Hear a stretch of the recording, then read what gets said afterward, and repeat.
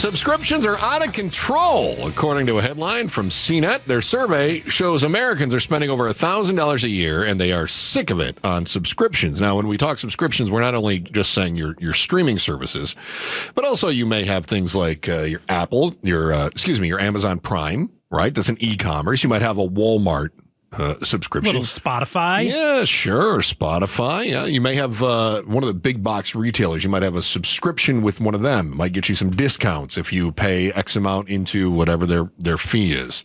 And then you've got, I was talking to one of the guys here in the office, and I was doing a little pre-show survey, and he says, he's got PlayStation, he's got Nintendo, he's got Xbox subscriptions. So you got your video gaming subscriptions. That's going to fall. He has all three? All three, yeah. And so that's going to fall generally, and I'm generalizing here, into the younger generation as far as their subscriptions go. But I've got Washington Post, New York Times, I've got Arizona Republic, USA Today. I've got a bunch of news subscriptions because I'm an old man. I've got them all too, but I get them through work. That's the problem.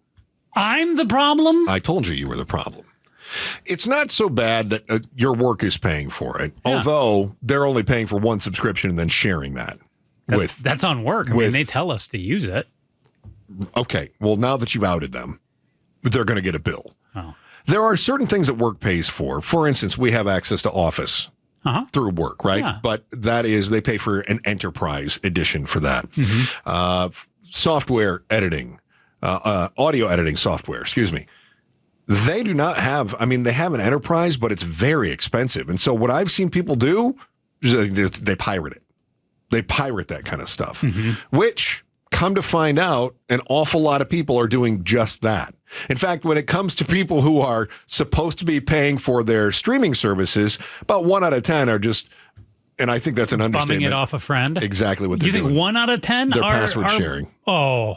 Yeah. I got to tell you, I think it's more than 50% for sure. I think you're probably right. The question is, and this is where I think there's some moral flexibility, not with you, because you're just plain old borrowing somebody else's password. Oh, believe me, they borrow mine too. So here's where I wonder, though. My daughter uses my Amazon Prime login. Okay. Okay. And like you said, she has HBO. It's Max, but it's going to be HBO Max again here shortly. Yeah. I've seen all the memes. So I use hers. Okay. So she's paying for that one. So she's paying for that one. Okay. Right? How? Yeah, you're doing exactly what I do. No, I'm not. Because it's my daughter. You're doing it with your buddies. Sure. But is there a difference if you're sharing it with a family member? I say there is. However, still not exactly on the up and up. Your daughter doesn't live under the same roof as you. Yeah. I think if you live under the same roof, I definitely think you can make your case. Now, see, I do share with some of my roommates who I live with, but you would say, no, they're not family. They're just friends. No, that's the same household. I'll allow that. Okay. Yeah. But then there are some that, we go out to dinner on a Wednesday. Is that enough of the same household? No. We share a meal once a week, Chris. Stop it. We're like family. No. Well, all right. So let me ask you this. For instance, I pay for the Hulu Live so that I can get my local channels. My wife spends the summer in Michigan. So she's there right now. Yeah, that's your wife, though. I'm going to grant you that one, of course. Hulu says that's not okay. They geolocate, and they do not allow that to be shared with my own spouse at the other household. So can you use one at one time and then... I would have to go in and change the zip code, I believe, every time I wanted to do that. So then if your wife's using it, then a couple hours later, if you want to use it, you have to change the zip code. Go back to Hulu and change my home zip code. I don't even know. They probably catch on to that pretty quick, too. No, the rapid price hikes or the rapid hikes in subscription fees are definitely our fault. And, well, yes, sharing means caring. It also gives these companies the opportunity to charge more bucks because they know that we're all sharing. Now, the other problem, you highlighted this when you just mentioned Adobe a minute ago, too, and you said they're tacking on subscription fees. You can't just buy Adobe Audition anymore. Right. So they know, A, people are lazy and forget to cancel. They also know, and they're banking on the fact that, let's say you buy it and you're going to use Audition. They know, I don't know, what would a product from Adobe cost you? Let's just say the editing software. I think I want to say $12 a month on that. No, what would it have cost you if you were able to buy it in the past? So I bought it the last time it was available. It was $300 for the program. So, but now, at $12 a month. But that was 10 years ago. So $12 a month, that's roughly, if you've used it for 3 years, you've gotten your money out of it. That's how I rationalize spending $300 on a program. But that's the problem, though, is now that it's $12 a month, they know either A, if you forget to cancel, they've got you on the hook for the rest of your life. Yeah. Or B, even if you are using it, at some point you cross the $300 threshold. Yeah. So it's just more money for them. Of course it is. Now, I think some of it is our fault. We do the password sharing. Oh, man, we're not making the profits that we should. We know that we have X amount of streams of this show, this movie, this whatever it is, right? Mm-hmm. So whether that's what's the one I made a Star Wars reference earlier. What's that one everybody's been talking about in the news? Andor. Whether it's Andor and somebody's sharing Disney Plus, or whether it's Last of Us on HBO, we know that these things get some buzz, and they say, well, we had 30 million people watched it. It's actually probably more than that because of the password sharing. But then they're able to charge more and more and more. Now, remember Netflix cracked down on that. Yes, they did. You know what happened afterward? There's somehow a way around it because my buddy hit me up. I didn't ask you that. I didn't ask you how to cheat the system. I don't know how, but my buddy knows how. Lord Vader, I'm not asking you how to cheat the system. I'm asking you, do you know what happened after they cracked down on the password sharing? People figured out a new way to crack it. What happened? Because I know. More subscriptions. Bingo. Thank you very much for getting us over the human speed bump here. Unbelievable.